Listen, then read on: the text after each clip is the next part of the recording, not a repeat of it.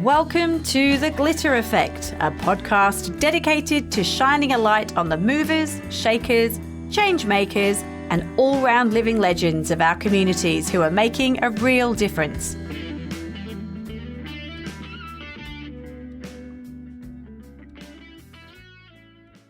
Today, I'm joined by someone whose work is changing lives in ways most of us never get to see. Amelia Pickering is the CEO of Hope Network, which is an organisation that has been walking alongside women in and beyond prison for almost 80 years.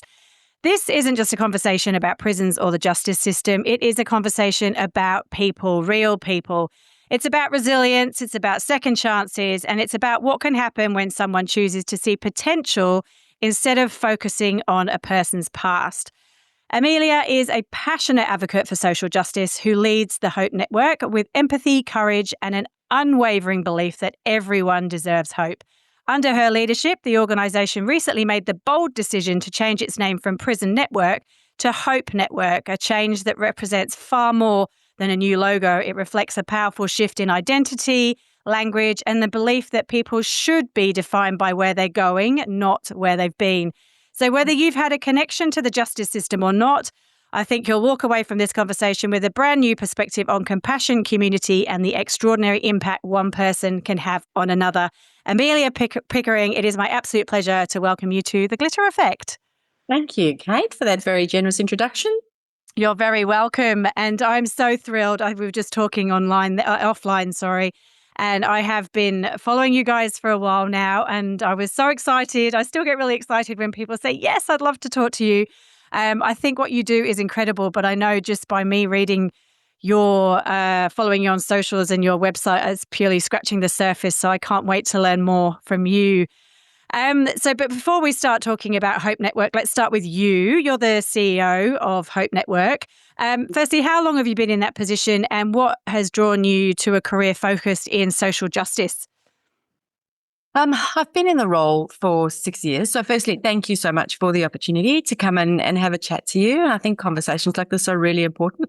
Yeah, I think 100%. the more we can talk about it, the better. One of the biggest challenges we need to overcome is the stigma attached to women who have been incarcerated. And so this feels like a small thing, but it's a big thing because the more we talk about it, the better, and the more we can reduce that stigma. So thank you very much for making space for that. Yes, I have been with Hope Network for 6 years. Yep. I sort of have always had a bit of a bent towards social justice even since I was young. I think you may or may not hear from the accent, originally South African, now an Aussie. And my mom says to me whenever she talks to me, you sound just like an Aussie. And I tell her this is not what an Aussie sounds like. But I've been here 26 years. And when I left, it was challenging because in South Africa, you get a real sense of poverty living right alongside advantage and those that have and that don't. It's in your face. It's really apparent. Yep. And then I moved to Australia wanting to, for want of a better term, do good, add value to community, and found it difficult to see where the challenges are. I think it's a lot easier now than it was then. And so I went on a bit of a journey, and that looked like lots of different things. I studied social impact, and I've always been quite passionate about evaluating social impact, so not making assumptions about us trying to do good things and then thinking we're doing good things but not having any evidence to show for it. Yep. And so I'd been working in Darwin at the time with Aboriginal and Torres Strait Islander health research, and a friend of mine who sat on a board with me called me and said there's this job going at a little organisation called Prison Network. And my first instinct was, I don't think that's for me. I don't know anything about the criminal justice space. I don't really think that's my kind of space. And she, was a good friend and sort of said, you should probably check your assumptions and do some investigation. This group works just with women. I think it's something you'd be really interested in. So the more I dug and did some research, I think for me, I was really disappointed in myself for my ignorance in really knowing that these challenges existed. not knowing who these women were and why they were there and the statistics around them and their stories.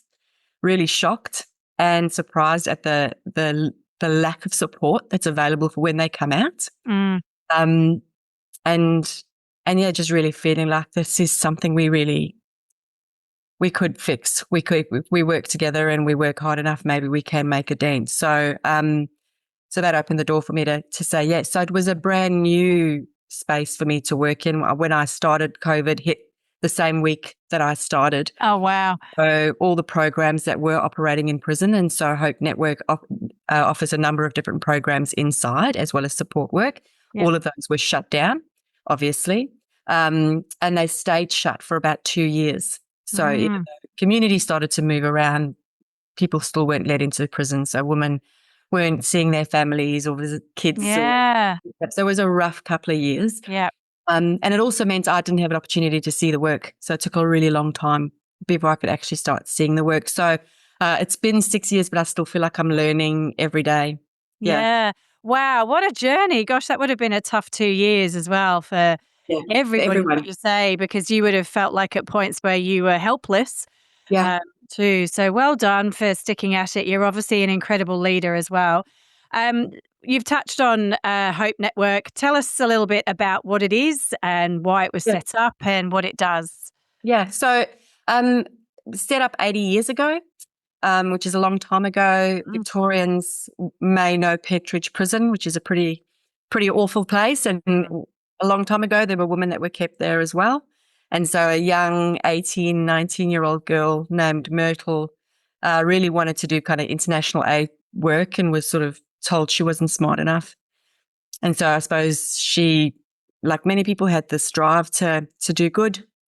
And so she decided she would knock on the door of Pentridge Prison and asked if she could come in and spend a bit of time with the women there and just show them some kindness and maybe bring some humanity into what is a very dehumanizing space. And the matron thought she was crazy, but let her in nonetheless. Yep. And yeah, she just spent some time with the women there. And when she left, the matron sort of said to her, "That feels really good since you've been in here. Actually, you changed the vibe." Yeah. Okay. Sure, that's not the language that they used, but that was the sense of it. And why don't you come back next week? And so we've been doing that every week for the past 80 years bar COVID. So we run essentially for many years. We offered mostly our work was in prison with some post-release support. Yep. So we start inside. That's part of our theory of change, is that we start as early as remand. We work with women as early as we can to start to build some trust, to show some kindness, to build those preconditions for change, to start to create some hope that there is more or better or different than their circumstance. And then we'll journey with them the whole time they're inside. So we do that through a number of different engagement programs as well as one-on-one support. And then we provide support as women are being released. And then journey with them beyond their release until they don't need us anymore. And sometimes that's a year or 6 months. Rarely is it 6 months, but sometimes it's 5 years, and that's okay. It takes as long as it takes. Yep. And so we provide wraparound support on the outside, which is very person-centered. We kind of call it one size fits one. Yeah.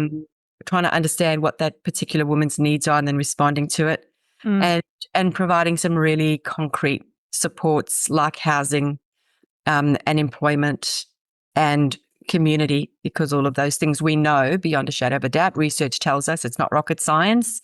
If you want to reduce the rate of recidivism, so recidivism is the rate at which someone goes back to jail after they've left. Yep. In Victoria, it's 40% for women. It's about 50, just over 50% for men. If you're wanting to reduce that, housing, employment and community are going to break that cycle every time. So although COVID was very difficult, in many ways it also was a gift to us because it gave us those 2 years to really start focusing on how do we create more opportunities post-release. Yeah. So when women come out, there are more options available to them. And so in those 2 years, we were able to start really creating more partnerships for employment and also getting more houses for women to move into. And are you just Melbourne based, and is it just through the one prison, or have you Yeah, Have expanded? we are just in Victoria at the moment, and there are two prisons for Yep. women in Victoria. Yep. So there's the maximum security prison called DPFC, or Dame Phyllis Frost Centre. Yep. And then there's a minimum security prison that is sort of near Castlemaine called Tarrangower, which is a much smaller prison. Mm-hmm. And we kind of work across both of those. And that's a really important piece, because in the men's system, I'm trying to think how many there are at the moment. Sometimes there's 12, 13, 14, depending on what's open and what's shut. Mm. And men bounce around those quite a lot. Whereas typically all women are going to start at DPFC. Yep. All women will start at DPFC. And then some typically may move towards the end of their sentence to the low security prison, or if they're really deemed to be low risk, they'll move to the low security prison. And so that's important for us, because it means we can track through with them from the beginning till release, and then of course beyond. Yeah. Okay. And so is it paid employees or volunteers, a combination of both that run these programs? Yeah, but of both. So our in-prison programs are predominantly staffed by volunteers. Mm-hmm. So we have a group of staff. We have support workers that will be in those programs, and program leaders that are trained and on the books. They're paid. And then we have about 120 volunteers that will provide support. Wow. With programs. Yeah, so it's a big supporter base, and they're great volunteers in that our retention rate's really high. I think the average service period is about 6 years for a volunteer. Oh, that's incredible. Which again is really important, because it's that long-term relationship. It's about showing up week after week after week, having a chat to a woman and coming back the next week and saying, how did you go with this particular thing? Or, how's Johnny? And that continuity of relationship is really, really important for recovery. I was going to say that it's that element of trust, and you only get that from a relationship building. So you do need those people in place for a long period of time. So yeah, that's amazing. Trust is a very important word for us, and a very important philosophy. So most of our in-prison programs, the goal in many ways is to just build trust, to be trustworthy. Because for most of the women who are in custody, they haven't had a whole lot of people that they can trust, and who are going to turn up and do what they said they were going to do. So that is really important, to start building that trust and credibility earlier on. So they'll trust us beyond that. And when they're released, to be able to walk alongside them. Wow, how incredible. And is it what the programs? I was looking at your website, which every time I opened it, something new I could find as well. Yeah. The different types of programs that you offer, can you talk us through those? Because I think some of those are really spectacular. They all are, but some I'm like, wow. Good. Yeah. Oh, yeah, fascinating. Look, when I started talking about assumptions, and the team, I tell the story a lot, and the team laugh at me, but one of my assumptions when I started and I saw that craft was one of our big programs, I was like, oh, craft. I've got a social impact background. Let's do something serious, Who wants to do craft? And they were like, you hold your horses there, mate. Craft is pretty important, and it is. It's our biggest program and our most significant program, because it's just this big open door for women to come. With a lot of volunteers who do the craft program, and it's once a week. We'll do it at different sections of the prison, depending on who has access and who doesn't.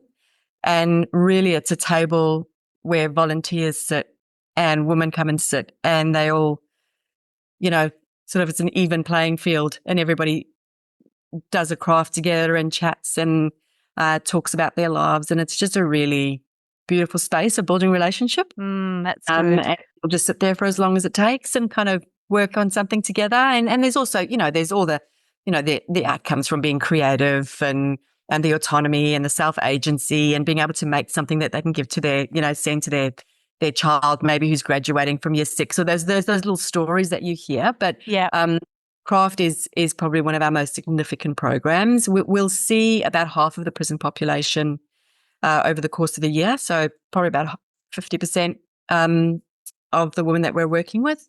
We have fitness, we have discussion groups. So we run a boot camp, which is obviously good for mental health. We run sports days. So once a month, we'll have a team of sports women volunteers that come in and play against the women. And it sounds like fun, but it's quite competitive. Oh, yeah. I have said, oh, let me play. And the team have gone, no, you're not good enough. So I'm not, I'm not allowed to participate. I can just stand on the You're a sideline. cheerleader. Yes, that's right. But even that, our sports days, we bring in a team, and then the woman will come up, create teams, and we'll have round robins in sports. But it also brings all the women together to watch and cheer and create that camaraderie, and it just brings some laugh and joy into the place. Yeah. And one of the women once described it to me, which I thought was so beautiful, as when prison feels like a barren tree. She said it feels like a tree without any branches or any leaves. It just feels dead. And she said, and when she used the words prison network, because that's who we were then, when prison network works in, it feels like spring.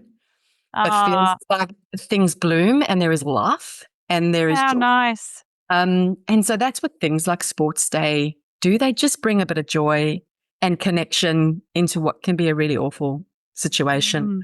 And then, of course, we have Fun with Mum, which is a really important program to us, which is runs every Sunday. So on Sundays, it's a children's only visit day, which means only kids are allowed into the visit centre to visit their mum. And as you can imagine, visiting mum can be pretty tricky for mum and for the child because prison's not fun, intimidating for everyone. And so we run a program where there are games and crafts and activities. Sometimes we'll take in baby animals or reptile farms or, things just to try and create opportunities to connect in meaningful ways in that short little amount of time that they've got together. And often we'll transport kids back and forth because for carers it can be tricky. Often these carers are taking care of a child that, it happens all of a sudden. They weren't ready for it. They had moved on, grannies had moved on in their lives, and then their daughter goes into prison and all of a sudden they're a sudden caregiver, we call them. But sometimes they just need a day, and so we can pick up the child and take them to Fun with Mum and give the carer a bit of a break as well, and then provide support during that visit. So it's a really special program. Yeah. Yeah. So I think for the most part, that's most of our programs inside. Yeah, which is lovely. That was the one I liked a lot. And actually, we've just started a book club, which is very exciting. It's a new program for us, and we haven't done a new program for a while. And the women have been able to name the book club themselves. They've called it Girl Swallows Books. Oh, nice. Ode to Trent Dalton's universe. Yeah. And their first book is Lola in the Mirror, which is a book that they chose. And so that's been really beautiful. That's sort of been running for a little while now, just watching that unfold. No, that's so. I look at when you read it, you go, oh, it makes sense what you're doing. Yes. It's not, but it takes someone with that that energy and that vision to be able to actually do it. And the results speaking for themselves clearly. But what's one of the biggest common misconceptions about women in prisons, and also then women leaving prisons and having completed their sentences? Yeah, I think there's a lot of misconceptions. I think one of the things that we do know is that most women in prison, so statistically it's 9 out of 10 women in prison have been a victim of violence or abuse. We have a support worker who's been with us over 20 years. So she's been with the agency for a long time and she's never met one. We've never come across a woman who doesn't have family violence in her story. So more often than not, they are set in a trajectory where life is not kind to them. Most women are in prison for drug-related crimes. That's the sort of the highest proportion. And it's often because drugs become their friend and I suppose their enemy as well. And they use it to medicate, and that kind of just sets them up on this trajectory where they end up in prison. And it's funny, I have found through conversations that younger people, I think, have less of a perception. So my generation, whoever that is, we tend to have an older generation has this perspective of we're very black and white sometimes in our thinking. And I know this is a polarizing area, but we tend to think that, all of us are good and the people in jail are bad. Whereas, the younger generation, I talk to them a lot and I think they understand a lot more that's not necessarily the case. There's a great documentary, I think it's still on ABC iView. It might not be, called Songs Inside, which is in Adelaide Women's Prison. And if you Okay. haven't watched it, I could not recommend it more highly because it Okay. just tells the story in a really powerful way. But one of the women inside says we're good girls in shitty situations. Yeah. And I think that's absolutely true. These are good girls who have just really had a really rough go at life. Yeah. And so they come into prison vulnerable, and then they leave prison more vulnerable than when they went in. Yeah. Because they come out with all of the same vulnerabilities, you know, the homelessness and disadvantage and a violent ex-partner potentially, all of those things still exist for them, but they now also have a criminal record, which means making steps forward can be incredibly difficult because no one wants to give you a job or give you a chance or give you a rental. And the supports that are available, there really aren't. I think it's around about 2% of the prison population is going to do a life sentence, right? So 98% of people going in are coming out. Yeah. So most of them are coming out and some of them are doing long sentences. Yeah. But we don't really have a very thoughtful, person-centered approach to how we support people coming out. Yeah. So, you know, women out are sometimes coming out without somewhere to live. You know, maybe they'll get a motel for a week. Maybe they'll get 6 months support or 12 months support, which looks like an appointment once a week. But this is sort of, we're working with people and people who have experienced complex trauma. And so it's messy and it's going to take time. Yeah. And you just sort of need to sit in it and try and figure it out. And so I think, when I talked earlier about my experience of coming to Australia and not being able to see where the need is, now I see it. Yeah. These women they're everywhere. They're in plain sight and they're experiencing deep amounts of shame and stigma because of what they've experienced. Yeah. And really, even though they've served their sentence, like communities asked them to do the crime, do the time, they've done it, but it lingers. Yeah. That sentence lingers for a very long time, if not forever. And so that's pretty tough to navigate. And I saw that you have a social enterprise that you've created, which I also loved. You could tell the bits I'm like, oh, I want to talk about that. So fun. And that's presumably to talk to that and tell us a bit more about it. And I'm assuming that's set up as a result of trying to help the women who are leaving prison. Yeah, that's right. It's a social enterprise that it's called New Leash Dog Salon, which is so fun. I love it. And it is about providing employment opportunities for women coming out. So when when I started years ago, we did try and partner wherever we could. And partnerships, I think, are really important. The more opportunities we can create for women for employment, the better. Because, if you think about getting a job, having to jump through the police check hurdle, obviously, is really tricky. Yeah. So straight away, when a woman's applying for a job, she's got to navigate the police check hurdle. Some jobs, she may be able to bypass that. Sometimes that happens. Someone doesn't ask a police check, but then they spend the whole time in their employment. Women will tell me this all the time, waiting for the other shoe to drop, worried about when someone's going to find out and living in that fear that someone's going to find out that they've got a criminal record. So that's not setting anybody up to bring their best selves to work. I mean, I think even for any sort of person who hasn't had that experience, like we always say, you want to be your most authentic self at work because that's when you can bring your best. And if what you're doing is thinking about hiding all the time, it's hard to bring your best self. Yeah. And then there's things like, if you're on probation, you have to go see your parole officer. Sorry, if you're on parole, you have to go see your parole officer every week for a face-to-face visit. You might have to do drug screening, so go to a pathology and get urines done a couple of times a week.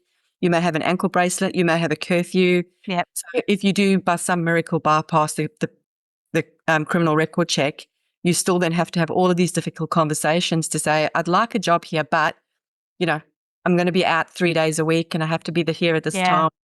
Like no one wants to have those conversations.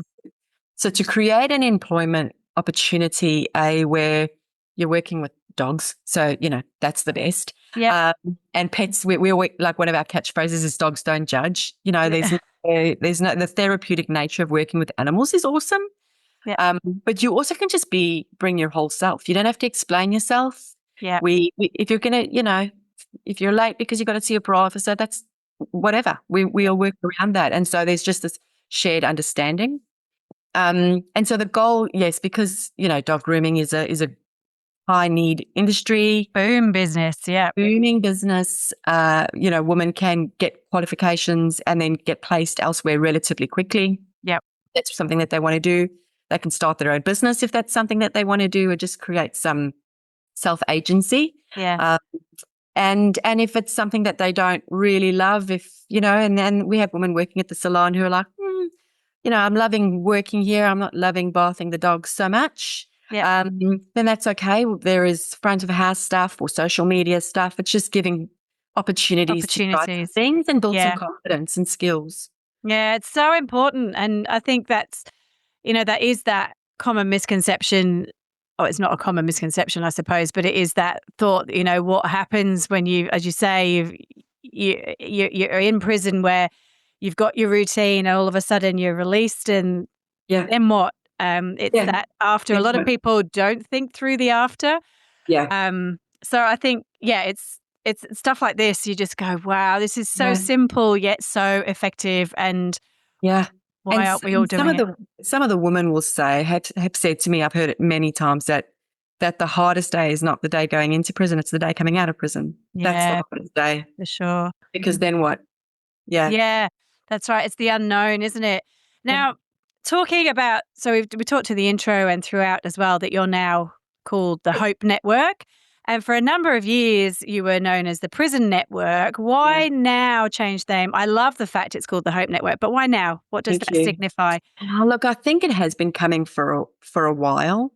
I think there are a couple of things happening for us. I think our work predominantly was in prison for so long, and now it isn't. Yeah. Okay. We do so much work beyond prison. So our housing and our employment and our family support program, which is quite a significant area of work that we're growing as well, where we provide support for those sudden caregivers that I was talking about earlier, and the kids in their care. And so when you're dropping a child off to camp, or taking them to a program, or walking in with a woman to Centrelink, or providing a reference for her for another home, and you've got to sign it on a prison network letterhead, that's creating a barrier for the woman before she's even begun. Yeah, fair enough. And so there's this one incident that happened in the gatehouse of the prison, where we were talking to a carer of a child, and we were saying, "Hi, we're from Prison Network," and she quickly put her hands over the ears of the child, saying, "We don't say that word." And I'm like, "Yeah, of course you don't, because it's triggering and it's awful." Yeah. I think just the more you know, the better you try and do. And I think when we realized that the name was starting to hurt, then we had to make the change. And it took us a little while to be able to do that. And actually the people that we had to get it past more than others were some of the women that we work with, because particularly inside, they know us and they love us, and we've been around for a long time, and there's a real attachment to what that name represents that I think feels warm for them, even though outside we kind of know it's probably going to be problematic. So it was difficult. We did all the things. We got the fancy people to help us in and brainstorm cool names, and we came up with some really sexy alternatives. Yeah. And the woman didn't like any of them. No, those all suck. So eventually we ended up going inside and doing a think tank with the women inside, and brainstorming names, and Hope Network is what they felt most passionate about. And what they felt represents us best is that us as an agency bring them hope. Yeah. And so that's what we've become. I love it. And it's very strong, such a strong, it's fascinating. It is fascinating. We thought it was going to be too soft, wishy-washy a word, really, for the nature of the work. But it has been, it's been lovely saying it since the transition, and it's been lovely hearing it, because it is strong, and it does feel like it's an emotive word too, isn't it? Because hope looks like for everyone is different. Yes. for everyone. Yeah, it's different for everyone is what I'm trying to say. I'm a Yeah. bit tongue-tied Yeah. today. Yeah, no, you're right. And I think hope doesn't necessarily, pretend that the reality isn't the reality. Yeah. Hope sees things for what it is, but chooses to believe that there's more or better Yeah. or different or something beyond this place. Yeah. And it's positive, isn't it? It's something people hold on to get them through whatever their chapter is. How do you measure the success of Hope Network? Do you have any particular ways of measuring it? It's a funny way, isn't it? Success. Yeah. I don't know. Well, I mean, I think it's ever evolving. I think we've got a measure for now. I don't know if it's the best measure and if it's the measure we'll keep using, but like I said earlier, my background is kind of social impact evaluation. And so when I started, I could see anecdotally that the work was outstanding. The stories and the lives of the women, being impacted, like I could kind of see it, but we didn't have a gauge for it. And so we did spend a lot of time and energy on working out what are the kinds of things that we measure and how do we measure them? How do we measure that trust is being established on the inside? Yeah. How do we measure engagement?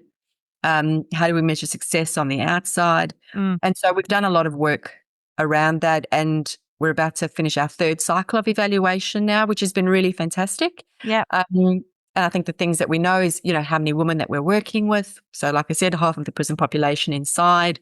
We provide support to one-on-one individual support to about, I think it's, I should have checked my numbers, but I think it's just over 200 women, 220 or 30 women inside that we're providing intensive support to. Yeah. And then post-release, probably be about 90 women that we're providing that intensive support to. So, and then a number of children and families as well. So numbers are fine, numbers are good, but they're not really for us the most important measure. We'll often talk about quality over quantity. I don't, it's not as let's see as many people as we can and just tick a whole lot of boxes. It's about let's try and do whatever we can to create long-term sustainable change. Yeah. And so, things like housing, the rate of recidivism we measure. So if we're able to reduce the rate of recidivism for the women that we work with, so we're set at around 5% versus 40% state average, which is really good. And we monitor that every year. Yeah. How many women are going into houses? How many women are getting jobs? How many women are being reunified with their families? And then the stories are what matter as well. Just talking to the women and hearing the impact on their lives and what it's looked like for them, I think is really important too. And how are you funded? I know you talked about partnerships and everything. Do you rely on donations predominantly, or do you have some? Yeah, we're 100%. Well, we are at the moment virtually 100% philanthropically funded. So a lot of foundations and grants and donors and supporters and beautiful little old ladies who have known us for 80 years who still send us checks in the post. Yeah. So we're very fortunate that we have such a wonderful supporter base. It's still tricky. It's always, one of the conversations I've had around a craft table is that the woman asked, how do you guys get funded? Who pays for you to be here all the time? Yeah. And we were like, oh, well, we have to talk to people and try and raise money and make partnerships and do this and do this. And the woman were like, oh, so you hustle. Yeah. We get it. We know how to hustle. So we hustle. You hustle. We hustle. But we're working towards building better government relations and hope that at some point we can get some government funding. We have had one lot of government funding last year, which was fantastic. From the Housing Australian Future Fund, and that was to enable us to purchase 3 homes for our transition program. So that's a game changer, being able to purchase homes for women to go into. And a woman will go into one of our homes, stay there maybe 12 to 24 months till she's back on her feet. And that's a really significant part of the work that we do, is making sure that those homes are available for women coming out. Fantastic. And what does the next 5 to 10 years look like for Hope Network? It's interesting. We've just started a new strategic plan that is really about, I think for the past 5 years have been shifting ourselves from a group of, a kind of grassroots community organization that was doing really nice things to being seen as a credible agency delivering high impact work. And that's what this piece has been really important. And the next 5 years really is to make sure we don't lose who we are as the growth opportunities are made available to us, that we never lose our relational, flexible, messy, long-term kind of approach to the work. Yeah. But that we do scale and grow, particularly around our housing and employment. We know that that's going to make the biggest difference. So being able to do that more, I think, is really important. And to share our learnings, I think, has been something, and that's part of our government relations strategy, is not just funding. Funding would be nice, but we also are kind of really in the thick of it. We see all the things from from when the woman leaves, when the woman enters into jail to 10 years down in her journey. We've seen all of it. And so we know what's working and what's not working. We know where the gaps are. And to be able to speak into that space, I think, from a place of, having good relationships and being an ally, but also wanting to see change, is the next step of the journey for us, I think. No, that's it. Yeah, it's a big thing. But it's exciting chapter for you guys, though, isn't it? Yeah, I think so. I think it's scary exciting. Yeah, I think, yeah. And with you at the helm, everyone's in good hands, right? We'll see. Yeah, we're figuring it out. We have a phenomenal team. Like our team are so deeply passionate and committed. You will really meet, I think, a group of people that are so all in. And so it's that, and in amongst all of the difficulty, we laugh a lot. Yeah. And we find moments to celebrate the wins. And I think that's really important in this kind of work as well. Nice segue, because my next question is actually that leading the Hope Network, it comes with its emotional highs and lows.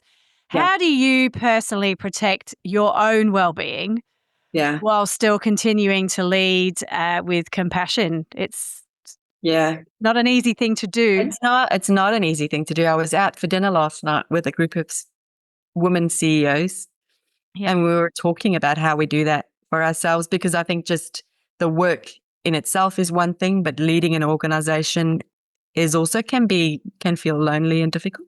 But I think having places like the dinner last night is really important, finding like-minded people who are figuring things out, getting support. I see someone regularly every 8 weeks. I'll have a supervision appointment. All of my frontline staff do, just to make sure there's always a place to go that's kind of regular to unpack. Yeah. And I think I just keep, like I said, celebrating the wins, I think, is really important, because there's a lot of hard days, but there's also a lot of really incredible days and moments where you just see women say things like, I'm living my best life, and I look at the level of courage and resilience that they have and what they have lived through, but have come out of the other side and keep fighting every day. Yeah. No matter how difficult it is. It's hard to not be inspired when you're surrounded by that sort of thing. Yeah. God. No, that's good. And you need those motivators, don't you, on those tough days? Because everyone has them. You just got to recognize them and know how to motivate yourself through them, isn't it? And navigate them. Very good. Now, a little bit more lighthearted. It's a little bit about you now. We're called the glitter effect, because I firmly believe everyone has a pot of glitter that they can all spread once they've found their purpose, and they spread it with heart. But more often than not, people who are glitter spreaders don't get there by themselves. They've got people along their journey who have inspired them to be the person they are today. Has there been any pivotal people in your life who you could say who have really inspired you? Yeah. I mean, I think there have been people who have inspired me, but also, I suppose over a couple of different stages of my career, there have been people who have believed I can do things I didn't think I could do. Yeah. And given me opportunities that I thought were way bigger or more difficult than I could ever have managed. In my last role in the organisation I worked in Darwin, I had someone who, I had sort of just finished my studies in social impact evaluation, and he would bring me into a room and he would introduce me as the expert to everybody. And then we would leave and I would say, dude, I'm not an expert. And he's like, yes, you are. When you know more than everyone else in the room, You are and you can. And so I think just having people who believe in you is so powerful. Yeah, I Yeah. love that. And I'm Yeah. sure, pretty convinced that you are the inspiration to a lot of people that you touch on your day-to-day life. Just by meeting you today, you will pass on that glitter to others. And that's the magic of it, right? It's that trail. You don't see where it goes, but you've left your trail somewhere. And can I just tell you, and glitter sticks around for a long time. You might enjoy this little anecdote, but it is one of the least favorite craft items that we use. All of our volunteers are like, whenever we bring it out, they're like, oh, not the glitter, not the glitter. But the women love it. So we bring glitter out all the time, but it lingers. It does linger and it gets everywhere. And you can find everywhere. it gets everywhere into places you never knew it could get. That's right. Yep, that's You're it. not getting rid of it. Yeah, that's what I love about it. Yep. Oh, perfect. And now, finally, how can people find out more about Hope Network? Yeah, look, hopenetwork.org.au is our website. Yep. And we're pretty active on socials as well. And so on either of those platforms, you can sign up to our newsletter, which is really good because one of the big challenges is the amount of misinformation and misunderstanding there is in the space. So being able to hear firsthand stories of the women, it's not, we're not doing fundraising asks on our newsletters every 5 minutes. It really is just, these are the women, these are their stories, and this is what's going on in the space and what you can learn. And so I think it is really an informative piece for people to connect with.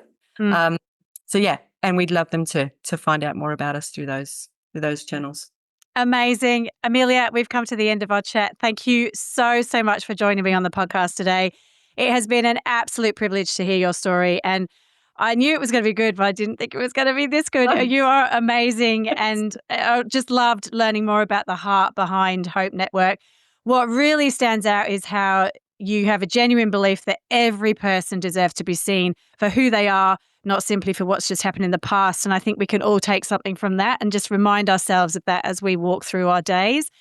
Your compassion and your authenticity and quiet determination shine through.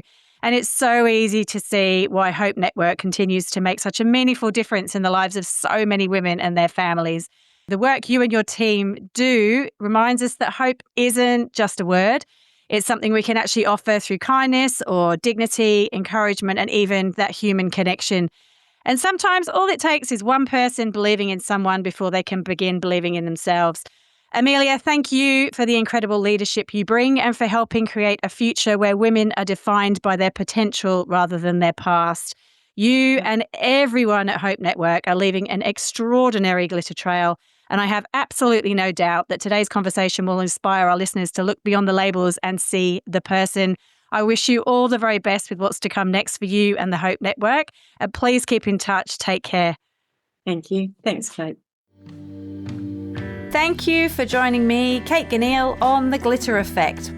If you've loved this episode, be sure to subscribe, share it with a friend, and let's keep the conversation going. Until next time, keep showing up, making an impact, and sprinkling that glitter wherever you go. Bye for now.